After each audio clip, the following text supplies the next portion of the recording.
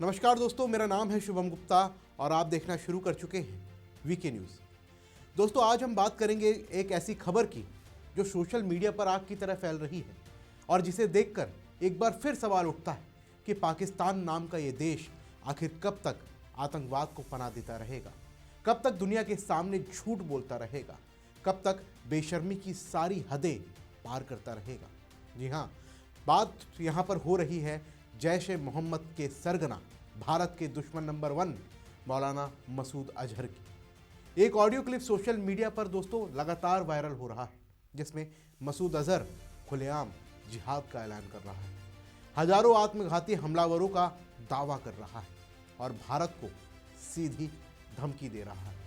ये आवाज़ सुनकर रोंगटे खड़े हो जाते हैं, क्योंकि ये वही मसूद अजहर है जिसके संगठन ने संसद पर हमला करवाया, पुलवामा में हमारे जवानों को शहीद करवाया और दर्जनों आतंकी घटनाओं को अंजाम दिया। ऑडियो में वो क्या कह रहा है, जरा गौर से सुनिए और सोचिए। में अल्लाह के वो फिदाई मौजूद हैं जो रात के 3 बजे उठ के सिर्फ अल्लाह से शहादत मांगते हैं। ना ये कहते हैं कि कर्जे उतर जाएं, ना ये कहते हैं कि बीवी मिल जाए, ना ये कहते हैं मकान मिल जाए, ना ये कहते हैं दुकान मिल जाए, ना ये कहते हैं बच्चे फरमा बरदार बन जाए, ना ये कहते हैं यूरोप का वीजा मिल जाए, ना ये कहते हैं अमेरिका का वीजा मिल जाए, ना ये अल्लाह से गाड़ी मांगते हैं, ना नए तर्ज का मोटरसाइकिल मांगते हैं, ना अल्लाह ताला से आईफोन मांगते हैं। ये अल्लाह से कहते हैं अल्लाह शहादत दे दे, हमारे अमीर के दिल में डाल दे, मुझे पहले नंबर पे कर दे, मुझे आगे कर दे।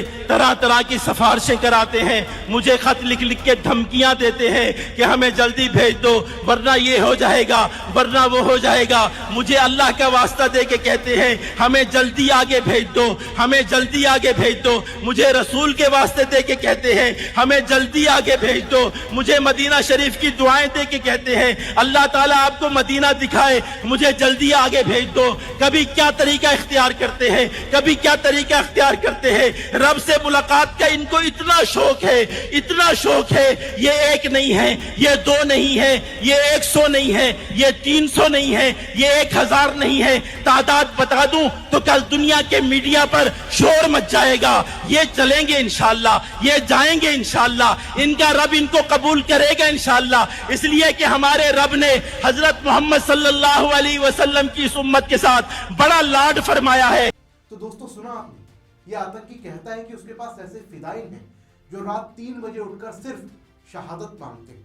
नौकरी नहीं, पैसा नहीं, गाड़ी नहीं, आईफोन नहीं, यूरोप अमेरिका का वीजा नहीं, सिर्फ शहादत।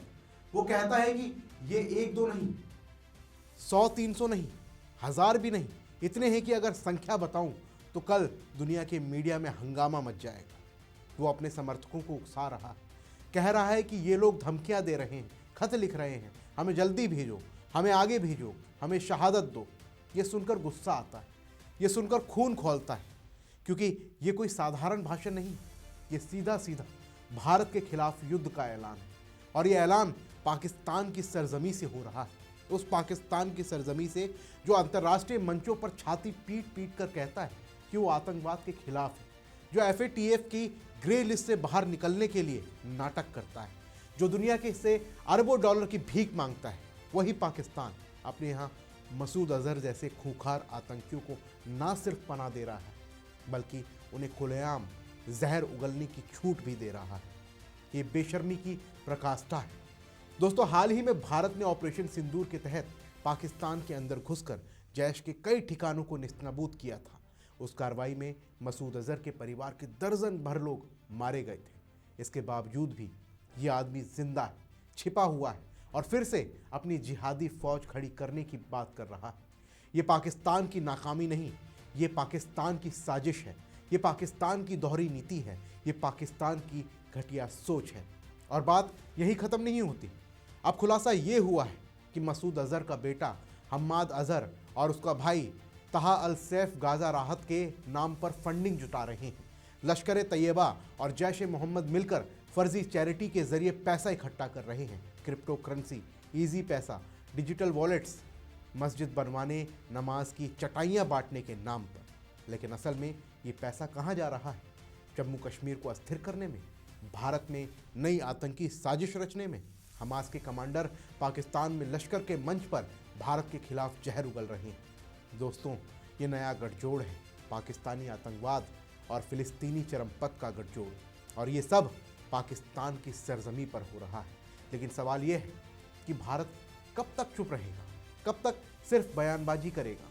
मसूद अजहर को घर में घुसकर खत्म करने का वक्त आ गया है, दाऊद इब्राहिम को उठाने का वक्त आ गया है, हाफिज सईद को सबक सिखाने का वक्त आ गया है।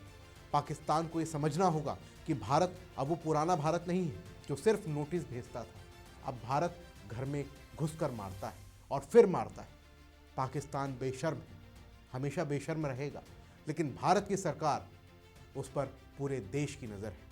अब कार्रवाई होनी चाहिए, ठोस कार्रवाई, ऐसी कार्रवाई जो दुनिया देखे और पाकिस्तान की नींद उड़ा दे। तो दोस्तों, आपका क्या कहना है हमारी इस रिपोर्ट पर?